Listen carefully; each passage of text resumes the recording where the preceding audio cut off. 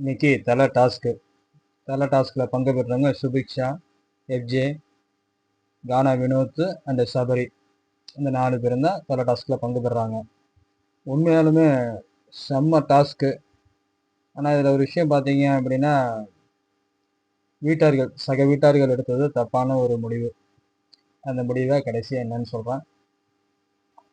Big பாஸும் சக வீட்டாருக்கு ஒரு டாஸ்க் கொடுத்துருக்காப்புல.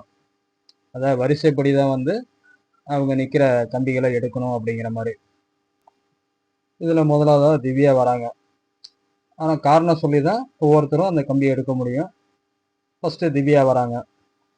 திவ்யா சொன்ன காரணம் என்னென்னா, நான் கேப்டனாக இருந்தப்போ ரொம்ப கத்தினேன் அப்படிங்கிற மாதிரி என்னை குறை சொன்னார் சபரி. ஆனால் சபரி கேப்டனாக இருந்தப்போ சபரின்னு தான் கத்தினார். அதனால என்ன குறை சொன்னது எனக்கு பிடிக்கல. அதனால சபரி கால்லேருந்து ஒரு கம்பி எடுக்கிறேன்னு சொல்லிட்டு ஒரு கம்பி எடுத்துட்டாங்க. அடுத்ததாக பிரஜன் வராப்புல. சுபிக்ஷாவை தான் சொல்கிறாப்புல. சுபிக்ஷா வந்து ஹோட்டல் டாஸ்கில் வேறு மாதிரி பண்ணிடுறேன்னு சொன்னது ரஜினிக்கு வேறு காரணமே கிடைக்கல. இதே காரணம் தான் சுபிக்ஷாவுக்கு சொல்லிக்கிட்டு இருக்காப்புல எல்லாத்துலேயுமே. எப்படியோ ஒரு வழியாக சுபிக்ஷா கையிலேருந்து ஒரு கம்பி எடுத்துட்டாப்புல. அடுத்து நம்ம விக்கல் வந்தாப்புல. எஃப்ஜே தான் சொன்னாப்புல. ஆனால் கரெக்டான ரீசன் சொன்னாப்புல. எஃப்ஜே அந்த தலைமையாக வந்தால் கோவப்படுவாப்புல. எஃப்ஜே எதுக்கும் சுத்தப்பட மாட்டாப்புல அப்படின்னு சொல்லிட்டு கரெக்டான ரீசன் சொல்லி தான் எடுத்தாப்புல. அடுத்து நம்ம பிளே பாய் கமருதீன் வராப்புல. அவரு காரணம் சொல்றது அப்பா சாமி நம்மளால கேட்க முடியாது. பிக் பாஸாலே கேட்க முடியாது, நம்ம எங்கேருந்து கேட்கறது? அதனால அவரை பற்றி எதுவும் பேச வேணாம். சபரிட்டு ஒரு கம்பி எடுத்துட்டு போறாப்புல. 2 டாஸ்க்லையும் அக்ரெசிவாக, அதாவது கொடூரமாக விளாண்டுருக்காப்புலையா சபரி. அதுக்காக வந்து சாண்ட்ரா சபரியோட ஒரு கம்பி எடுக்கிறாங்க. இதை வந்து திவ்யாவுக்கும் பார்வதிக்கும் எடுக்கிறாங்களாம். அடுத்ததான் நம்ம நடன கலைஞர் ரம்யா அவங்க வராங்க. அந்த சுபிக்ஷாவோட கம்பியை ஒருவருக்கு ஒரு காரணம் சொல்கிறாங்க. சுபிக்ஷா கேப்டன் ஆனால் எதுவுமே அவங்களால செய்ய முடியாதான். சொல்கிற காரணத்தை பாருங்க. பாவம் சுபிக்ஷா ஏமாளி தானே, வேற வழி. அடுத்ததான் நம்ம ஸ்ட்ராட்டஜி பிளேயர் பார்வதி வராங்க. பார்வதியோட ஸ்ட்ராட்டஜி தான் சுபிக்ஷாவை ஃபஸ்ட்டு தூக்கணும்னு சொல்லிட்டு. அதாவது வந்து பார்வதி, சாண்ட்ரா, பிரஜன்னு, திவ்யா இவங்கெல்லாம் சேர்ந்து பேசணும். சுபிக்ஷா கண்டிப்பாக இந்த டாஸ்கில் வரக்கூடாது அப்படிங்கிற மாதிரி. பட் பார்வதி சொன்ன ரீசன் பார்த்தீங்க அப்படின்னா, சுபிக்ஷா வந்து அந்த காயின் டாஸ்கில் விளாண்டது வந்து லேபருக்கு எதுவும் கொடுக்கல, சரிபாதியாக காயின் எதுவும் கொடுக்கல, உதவி செய்ய மாட்டாங்க, இவங்க கேப்டனாக வந்து யாருக்கு எதுவும் செய்ய மாட்டாங்க அப்படிங்கிற மாதிரி பார்வதி சொல்லிட்டு சுபிக்ஷாட்ட வந்து ஒரு கம்பி எடுத்துட்டாங்க. அடுத்து 9வது கெமி வராங்க. அவங்களும் சுபிக்ஷாவை தான் சொல்கிறாங்க. சொன்ன காரணம் என்னென்னா, சுபிக்ஷா வந்து பல போட்டியில் வந்து செல்ஃபிஷாக விளாண்டுருக்காங்க, அதாவது சுயநலமாக விளாண்டுருக்காங்க. ஸோ தலை போட்டிக்கு வந்தால் தலையாக ஆனால் இவங்க சுயநலமாக தான் விளாடுவாங்க, அதனால இவங்க வரக்கூடாது அப்படிங்கிற மாதிரி கெமி சுபிக்ஷாவோட கம்பி எடுக்கிறாங்க. அடுத்ததாக நம்ம வியானா வராங்க. உண்மையாலுமே பிக் பாஸோட டாஸ்கையும் பிக் பாஸோட விளையாட்டையும் கரெக்டாக யோசித்து யூகிச்சு விளையாடுறது இந்த வீட்டில் எனக்கு தெரிஞ்சு வியானா மட்டும்தான் நான் நினைக்கிறேன். யாரோட சொந்த கருத்து இல்லாமல் இவரோட சுய கருத்தை மட்டும் வச்சு விளையாடுறாங்க. இவங்க சொல்கிறது கானா வினோத். கானா வினோத் என்ன சொல்கிறாங்க அப்படின்னா, கானா வினோத் வந்து ஒருவை கேலி பண்ணி எல்லாத்தையும் கிண்டல் பண்ணுறாரு, இவரோட நகைச்சுவை வந்து நிறைய பேர்த்த வந்து இரிட்டேட் பண்ணுது அப்படிங்கிற மாதிரி. இதுக்கு திவாகர் சிறைச்சாலையில், அதாவது ஜெயிலில் உட்காந்துட்டு கை தட்டுறாப்புல. ஒரு கட்டத்தில் வந்து கானா வந்து ரொம்ப அக்ரெசிவ், இவர் வந்து மோசமாக விளையாடுவார், இவர் தலையாகிறது எனக்கு துளி கூட விருப்பம் கிடையாது, இந்த பிக் பாஸ் ஷோவே வீணாக போயிடும் அப்படிங்கிற மாதிரி வளன்னு இழுத்து வேணும்னே, அவங்க வளன்னு இழுக்கணும் இல்லை, வேணும்னே அவங்க நிற்கிறது இருக்கட்டும் அப்படிங்கிற மாதிரி வியானா பேசினாங்க. உண்மையிலே வியானாவோட விளையாட்டு பாராட்டுக்குரியது. அடுத்ததான் நம்ம அரோகரா ஆரோரோ யாரோரோ அவர் பேர் ஆரோரோ தான், ஆனால் அரோகரா சொல்கிறது நல்லா இருக்கு. ஆனால் இவங்க வந்து சொல்கிறது சபரியா. இவங்களும் எல்லாத்தையும் மாதிரியே தான் சொல்கிறாங்க. சபரி வந்து ரொம்ப மோசமாக விளாண்டாரு, அது சரியில்லை, அதனால சபரி கம்பி எடுக்கிறேன் அப்படிங்கிற மாதிரி சொல்லி எடுத்துட்டாங்க. இதோட 14 பேர் முடிஞ்சிச்சு. பிக் பாஸ் என்ன பண்ணுறாரு, திருப்பியும் அகெயின் அடுத்த ரவுண்டு ஸ்டார்டிங்லேருந்து திவ்யா 1ஆம் நம்பர்லேருந்து செகண்ட் ரவுண்டு ஆரம்பித்த திவ்யா திருப்பியும் சபரி காலில் உள்ள கம்பியை தான் எடுக்கிறாங்க. அதுக்கு என்ன காரணம் சொல்கிறாங்கன்னா, சபரி வந்து டாஸ்க்கை சரியாக விளையாட மாட்டார், அவர் சரியாக விளையாட மாட்டார், மற்றவங்களாம் சரியாக விளையாட சொல்லுவார் அப்படிங்கிற மாதிரி சொல்கிறாரு. அடுத்து நம்ம பிரஜன் வழக்கம் போல் சுபிக்ஷாவை தான் சொல்கிறாரு. அதாவது கடைசி டாஸ்க்கு சாம்ராஜ்யம் டாஸ்கில் வந்து ஒழுங்காக சுபிக்ஷா தெரியல, ஒழுங்காக விளையாடலாம் அப்படிங்கிற மாதிரி சொல்லிட்டு அந்த சாம்ராஜ்ய டாஸ்க்ல வந்து பிரஜனுக்கும் அவரது மனைவிக்கும் ஒரு டாஸ்க்னு கொடுத்தாங்க. அதாவது வந்து காதல் 2 பேர்த்துக்கு மறைமுகமான காதல் இருக்கிற மாதிரி. ஸோ அந்த காதலை பத்தி தெரியாம சுபிக்ஷா வந்து இதை எப்படி நீங்க காதல் பண்ணலாம் அப்படிங்கிற மாதிரி பிரஜன் சொல்றாப்லாம்.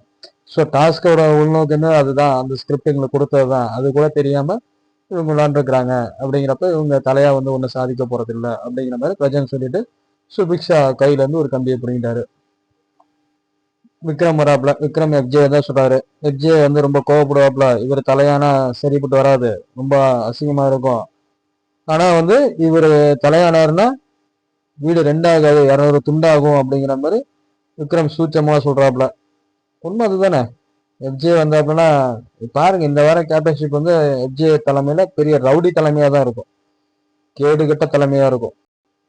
அடுத்து கமருதீன் தான் சபரியோட கம்பி எடுக்கணும்னு வந்துட்டாப்ல. அவரு சொல்ற காரணத்தை நம்ம போட்டு ஏன் நம்ம டைம் வேஸ்ட் பண்ணிக்கிட்டு, நீங்க சொல்றது நினைக்கிறது புரியுது, அப்புறம் ஏன்டா அந்த கிளிப்பை போட்டேங்கிறீங்க. இப்ப நம்ம திவாகரன் தான் ரீல்ஸ் பண்றாப்ல, கேமரா முன்னாடி எல்லாம் பண்றாப்ல, வேற வழி இல்ல, பிக் பாஸ் போட்டு காட்டுறாருல, அந்த மாதிரிதான் இதையும் நம்ம போட்டு காட்டுற மாதிரி இருக்கு. என்ன பண்றது, நிலைமைகள் அந்த மாதிரி. அடுத்து சாண்ட்ரா வராங்க. சாண்ட்ரா பார்த்தீங்கன்னா சுபிக்ஷா தான் சொல்றாங்க.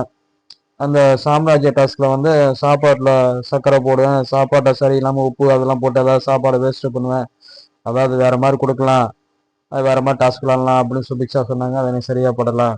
எதில் விளாடலாம், சாப்பாட்டில் விளாடக்கூடாது அப்படிங்கிறதுனால சுபிக்ஷா கம்பியை நான் எடுக்கிறேன் அப்படிங்கிற மாதிரி சாண்டா சொல்றாங்க. எங்க சாண்டா, நாங்கள் தான் லைவ் பார்த்துட்டோமேங்க, நீங்க பார்வதி திவ்யா பிரஜன் எல்லாம் பேசினதை சுபிக்ஷாவை தான் ஃபர்ஸ்ட் தூக்கணும் அப்படின்னு சொன்னதை. அடுத்து நடன கலைஞர் ரம்யா, இவங்க வந்து எஃப்ஜே கம்பி தான் எடுக்கிறாங்க. காரணம் என்ன சொல்றாங்கன்னா, எஃப்ஜே ரொம்ப கோவப்படுவான், அதனால தலையாவதுக்கு எனக்கு பிடிக்கல அப்படிங்கிற மாதிரி காரணம் சொல்லிட்டு எஃப்ஜேவோட கம்பி எடுக்கிறாங்க நடன கலைஞர் ரம்யா. ஸ்கெட்சு பார்வதி வராங்க. வந்தோடனே சபரியை தான் சொல்றாங்க. தலை டாஸ்க்ல வந்து விளையாடும் போது எனக்கு அவருக்கும் அடிபட்டுச்சு, அதாவது எனக்கு அடிபட்டுச்சு, அதை பத்தி அவர் சாரி அப்படிங்கிற ஒரு வார்த்தையை முடிச்சிட்டாரு. அகெயின் ரீகேம்னு போறப்ப பாத்தீங்கன்னா ஒரு 3வது கேமுக்கு மேல ரொம்ப அக்ரெசிவா விளாண்டாரு.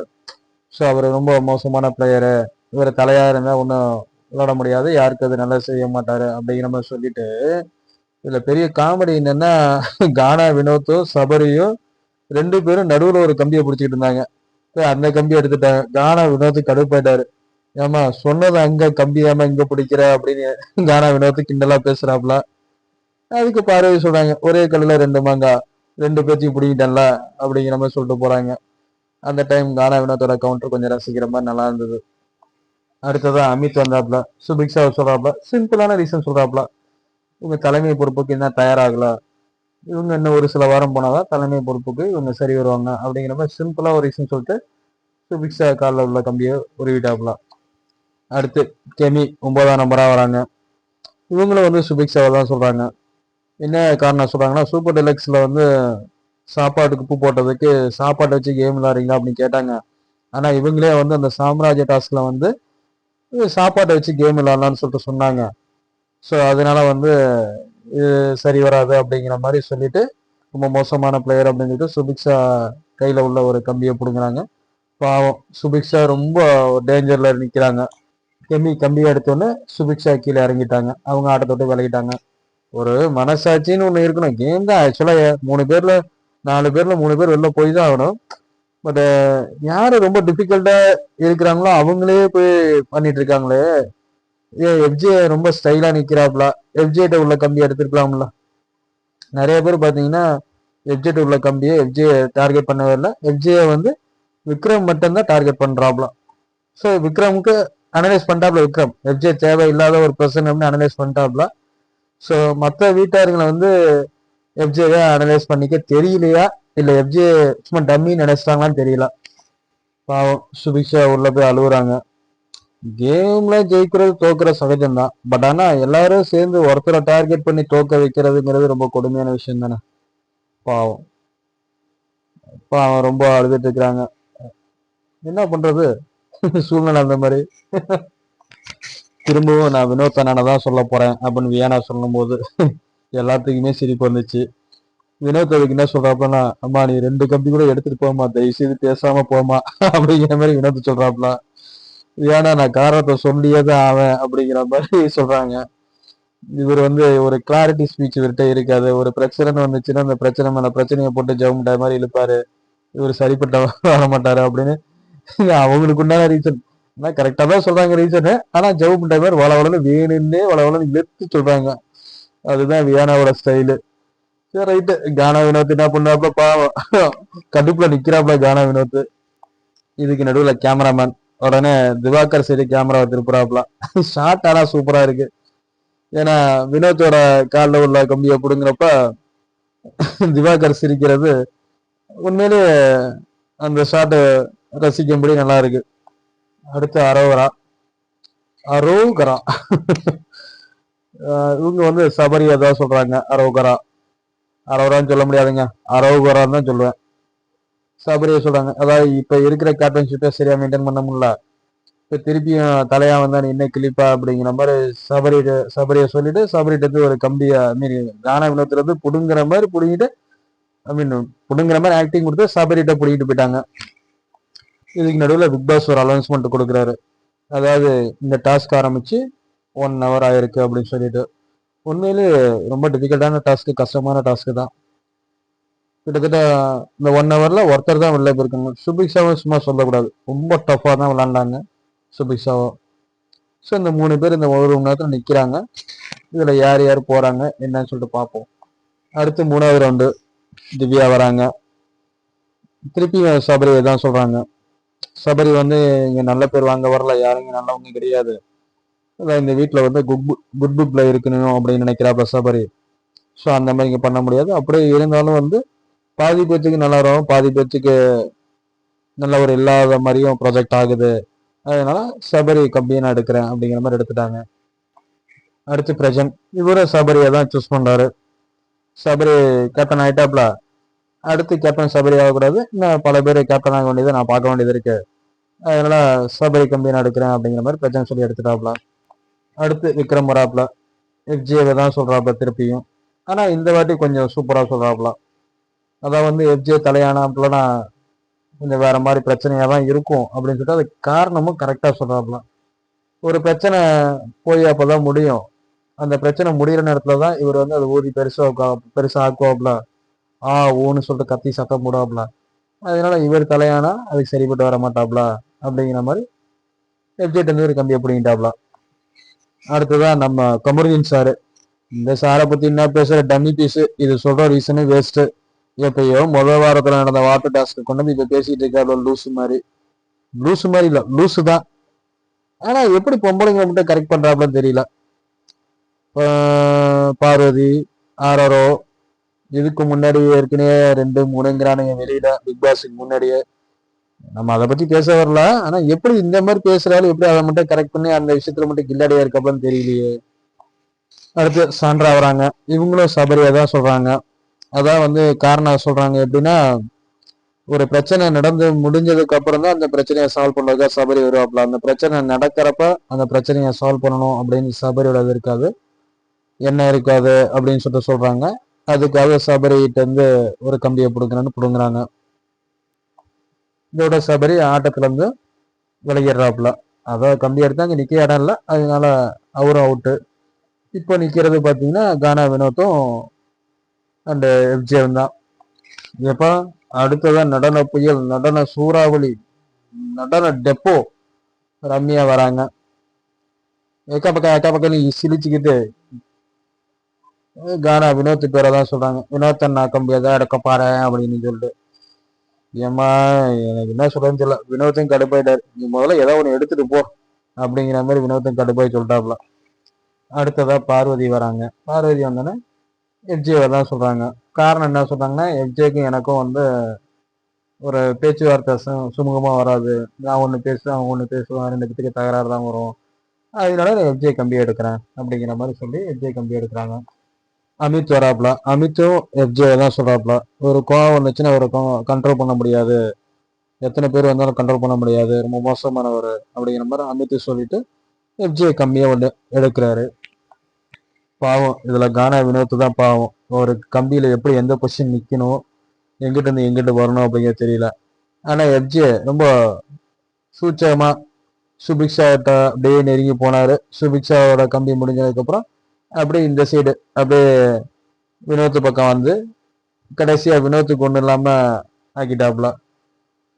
ரொம்ப கஷ்டப்பட்டு ஓட்டையில விரல விட்டு எல்லாம் நிக்கிறது வினோத் தான். ரொம்ப குரூசியல் ஸ்டேஜ் வினோத் நிக்கிறது, எஃப்ஜே நிக்கிறது. எஃப்ஜேக்கு நிறைய நிக்க கம்பி இருக்கு, 3-4 கம்பி இருக்கு, தாராளமா அவர் நிக்கலாம், தப்பு இல்லை. பட் ஆனா வினோத்துக்கு 2 கம்பி தான். கேமி இவங்க வினோத்தை தான் எடுக்க போறேன்னு சொல்லிட்டு வராங்க. காரணம் என்ன சொல்றாங்கன்னா, இவருக்கு ஒரு விஷயத்த சொல்லி புரிய வைக்கிறதே பெரிய பாடா இருக்கும்.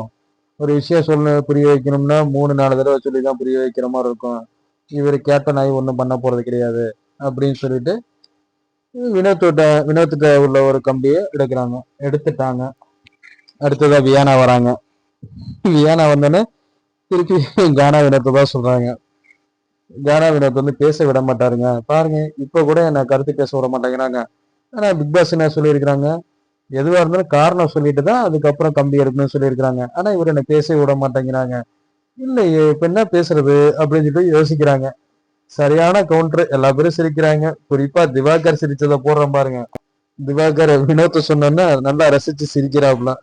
அது கேமராமேன் கரெக்டா ஷாட் எடுத்து போட்டிருக்காப்ல பாருங்க, அதுதான் விஷயம். ஏமா வியானா உனக்கு ஏது நல்லா இருக்காமா, பாவம் ஒருத்தர் தொங்கிக்கிட்டு இருக்கிறாப்ல, கால் வலி கை வலியில தொங்கிக்கிட்டு இருக்கிறாப்ல, பாவம். அந்த கஷ்டத்துல அவர் இருக்கிறப்ப அவர்கிட்ட போய் pinky pinky ponky father is டாங்கிங்னு ரைம்ஸ் பாடிட்டு இருக்கிறா, பாவம். இதுல வினோத் வேற சிரிக்கிறாப்ல, என்ன பண்றது, கொடுமை நினைச்சு சிரிச்சிட்டு இருக்கிறாப்ல. அப்புறம் இவருக்கு மத்தவங்களை கிண்டல் பண்ணா இவருக்கு ஜாலியா இருக்கு, அதே மத்தவங்க இவரை கிண்டல் பண்ணா இவருக்கு கடுப்பா வருது. இது என்னப்பா அப்படின்னு சொல்லிட்டு வியானா ஸ்டைல்ல ஒரு கம்பியை பிடிக்கிட்டாங்க வினோத்துல இருந்து. அடுத்து அரோகரம். வினோத்தை விட எஃப்ஜே வந்து கேப்டன்ஷிப்பை வந்து நல்லா மெயின்டைன் பண்ணுவாராம். வினோத்துக்கு மெயின்டைன் பண்ண தெரியாதான், எஃப்ஜே நல்லா மெயின்டைன் பண்ணுவாராம். அரோகரா பேச்ச பாத்தீங்களா, எப்படியோ சொல்லி ஒரு கம்பியை பிடிக்கிட்டாங்க வினோத்துல இருந்து. அடுத்த ரவுண்டு 1ஆம் நம்பர்ல இருந்து வந்த திவ்யா திரும்பவும் கானா வினோத்தவே சொல்றாங்க.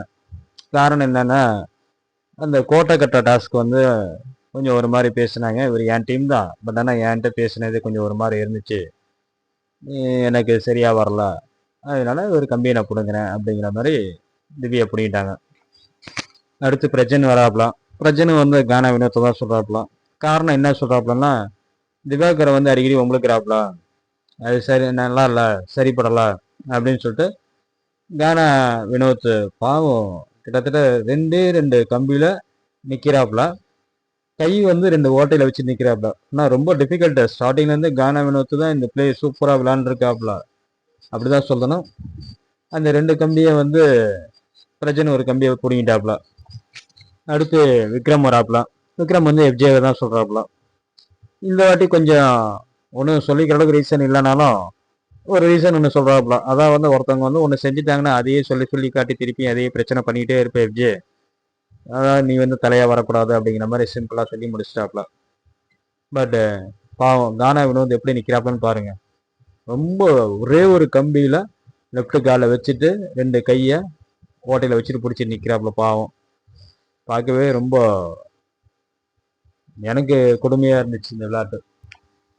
அப்புறம் ஜீனியஸ் கமருதீன் வந்தாப்ல. இவரை பத்தி என்னத்த சொல்லி பேசிக்கிட்டு எஃப்ஜேவோட கம்பியை ஒன்று பிடுங்கணும்னு பிடிங்கிட்டு போயிட்டாப்ல. அடுத்ததா சாண்ட்ரா வந்தாங்க. சாண்ட்ரா வந்து கானா வினோத்தை தான் எடுக்க போறேன்னு சொல்லிட்டு எடுக்கிறாங்க. காரணம் என்ன சொல்றாங்கன்னா, அவர் பாடல் முறையமா நிறைய பேர்த்த கிண்டல் பண்றாரு, அதாவது அந்த மாதிரி பண்ணக்கூடாது பேசக்கூடாது அப்படின்னு சொல்லிட்டு கானா வினோத்துல இருந்து ஒரு கம்பியை பிடிங்கிட்டாங்க. அடுத்ததா நடன புயல், நடன சூறாவளி, நடன